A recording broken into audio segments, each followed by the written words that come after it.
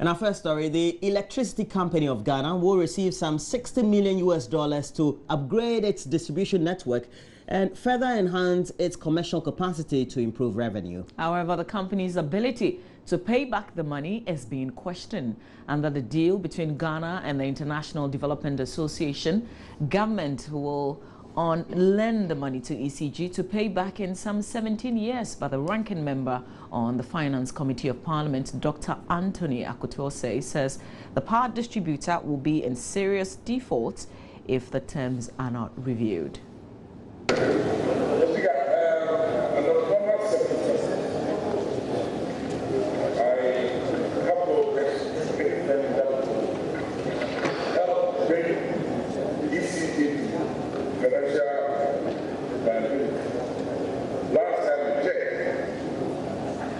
The liabilities were not $5 million.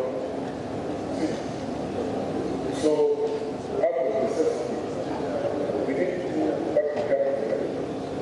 So, in principle, I don't have any objection to the spirit of the law. But Speaker, secondly, either those are general direct concession. So, on that score, I don't have any difficulty. My difficulty is kind of like the takes a concessionary role at about 25%. Unless ECG, which is broke, and it just charge ECG 5.3%. ECG cannot pay. You get it at one. Now the government is making a profit from this. Completely opposite by their taking the law. And Employment and Labour Relations Minister Haruna Iddrisu says the ECG must also demonstrate the commitment to its core duty and also ensure it pays back the loan. One, it is true that ECG is in debt. It's also true that PRA is in debt. But fundamentally, there is a major initiative by government to deal with the debt of ECG and PRA, including the introduction of the energy sector against government in order to address the debt associated with ECG and PRA. But Mr. Speaker, one of the points that he raised, if we can have an understanding, is probably to refer you to page 4 of your committee's report, in particular paragraph 6 and paragraph 7. Our responsibility under Article 181 is to look at the terms and conditions of the new agreement. But in the chairman's report, in paragraph 7, he has added the on-lending terms to which the ranking member has responded. So, Mr. Speaker, let me also say that government has a new debt management strategy, which was announced by the minister in his last budget minister. And Mr. Speaker, I'll use another utility as an example. For instance, Ghana Water Company. Of all the years that government have gone on to borrow money to support Ghana Water, they are not ready to service the loan. Yet, they charge consumers for the money that they pay. So government decided that Ghana Water Company should establish an escrow and pay money into it for purpose of servicing some of this loan, so that the obligation of debt servicing and On agriculture, Ghana will see improved crop yields if the country applies biotechnology a lot more seriously. That is a prompt from Director of Crop Research Institute of the Council for Scientific and Industrial Research, Dr. Stella Aba-Aning. She says it has become critical for authorities to take definite steps to address the country's food security issues. Here's Kwesi Deborah's report. Dr. Aba-Aning was unveiling a graduate program in plant breeding and biotechnology at the Crop Research Institute at Fumesia near Kumasi. She's convinced biotechnology will speed up initiatives by scientists to come up with improved crop variety. Hitherto, plant breeders who had been trained did not have the skill to do biotechnology, but we recognize that biotechnology is a new tool that can facilitate the plant breeding process. It can give us quicker results, it can accelerate the progress, and in fact it will give us results quicker. For example, Conventional plant breeding would take us 10 years and sometimes more to come up with a new variety that is higher yielding, that is more resistant, and now talking about climate change, that is more resilient to climate. But now with biotechnology tools such as marker-assisted breeding through biotechnology, we are able to cut down on the time that it takes to come up with a variety. Under the program, which is tailored for industry, students will acquire skills and focus on breeding crops adapted to Ghana's varied ecological zones. Program head Dr. Hans Edudapa says students will go through entrepreneurial training to enhance their business potential. In addition, they will learn French to prepare them for expanding and challenging global market. Now a lot of people are graduating without jobs. So right from the onset, we want the students to know that if I'm a breeder and I don't have any job, I should be able to set myself up. We teach them, principles of entrepreneurship. We teach them French. In fact, I didn't have the opportunity to learn French, and therefore my job, they say, is limited to Anglophone countries.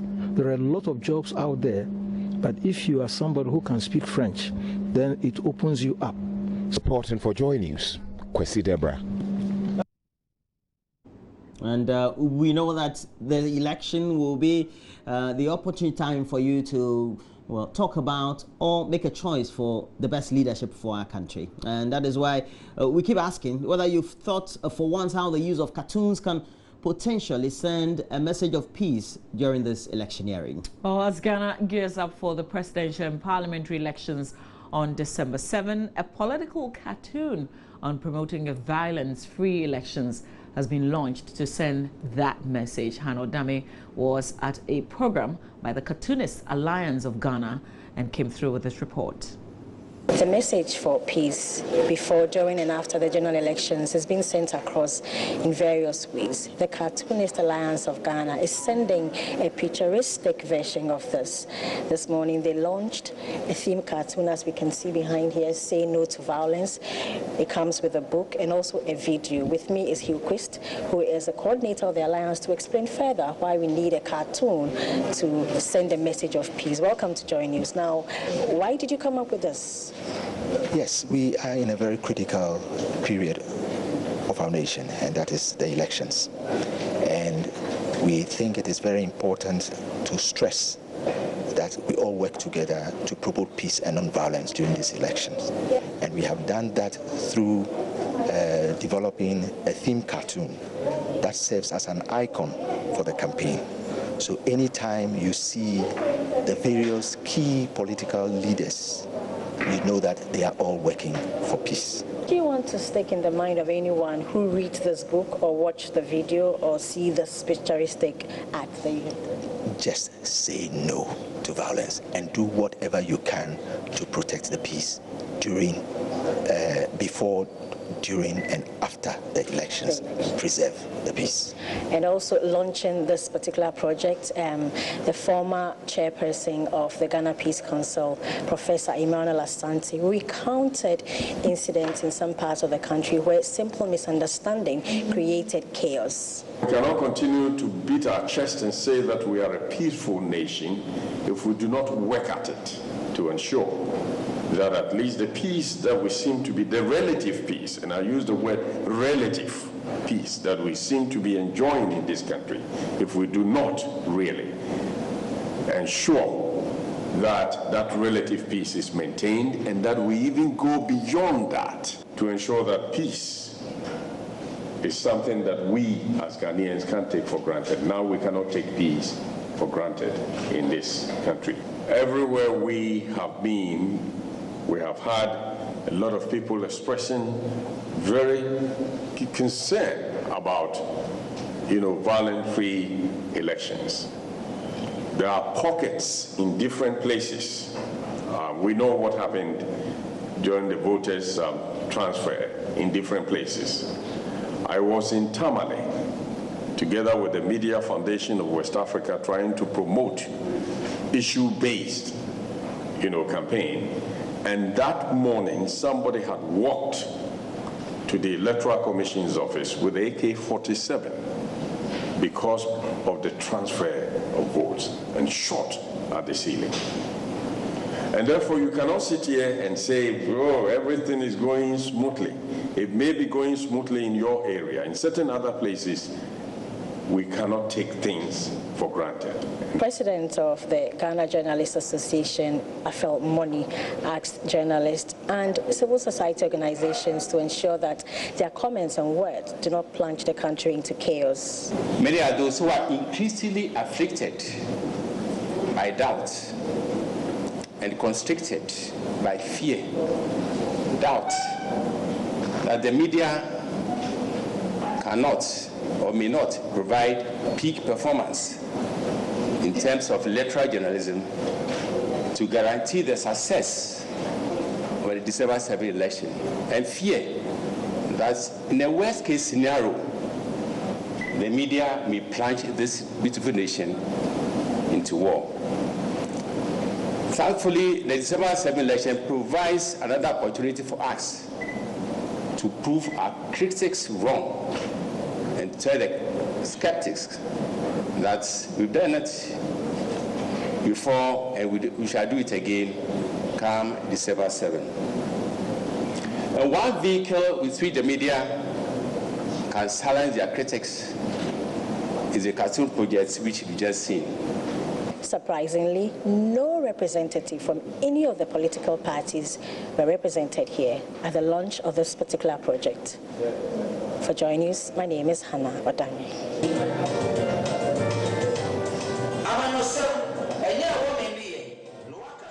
And good end shots there. Very great report. But let's look at this. The Asokore Mampong Municipal Assembly is introducing performance assessment programs to address teacher absenteeism.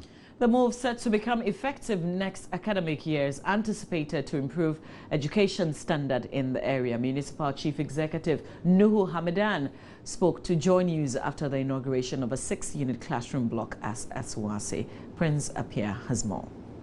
Sanadaniya Arabic and English School has seen no major renovation since it was established years ago.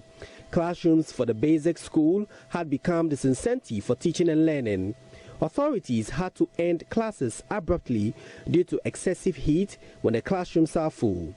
Headmaster Samuel Jesse says the situation over time took a toll on enrollment.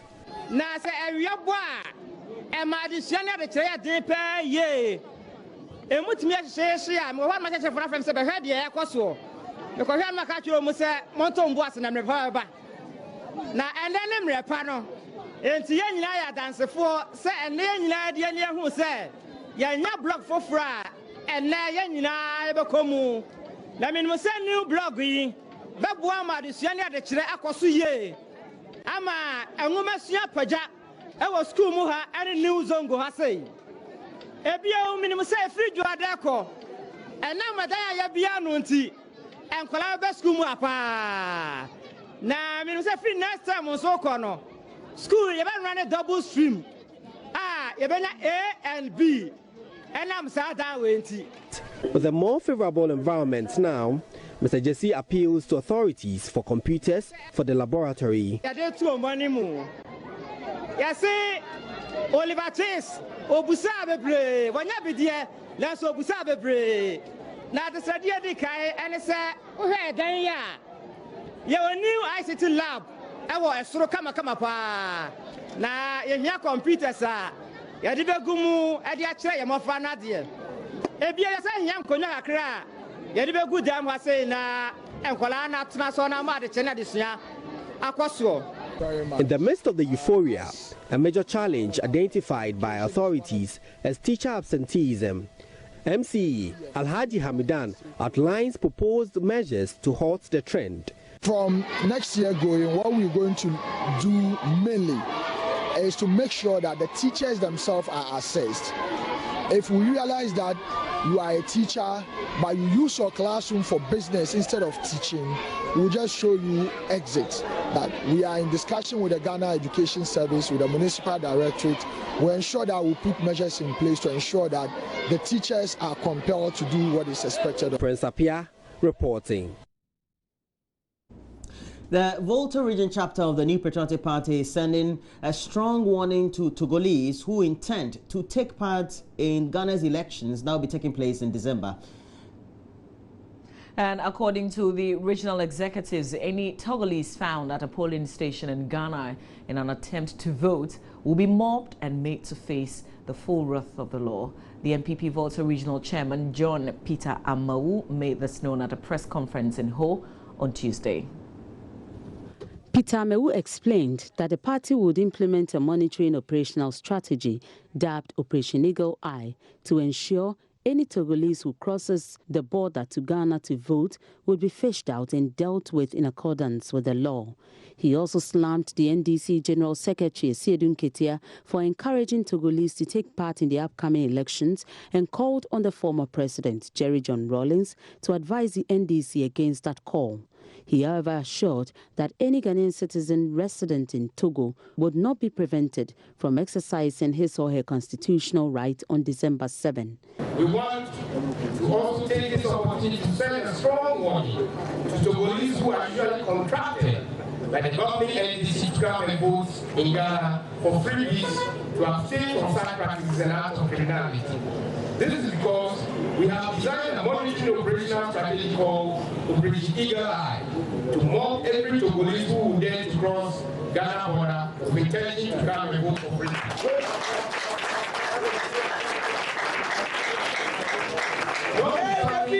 We as law-abiding citizens of Ghana will welcome genuine Ghanaians who are residing in Togo and we want to come to vote on 7th of December to come and exercise their constitutional right and franchise.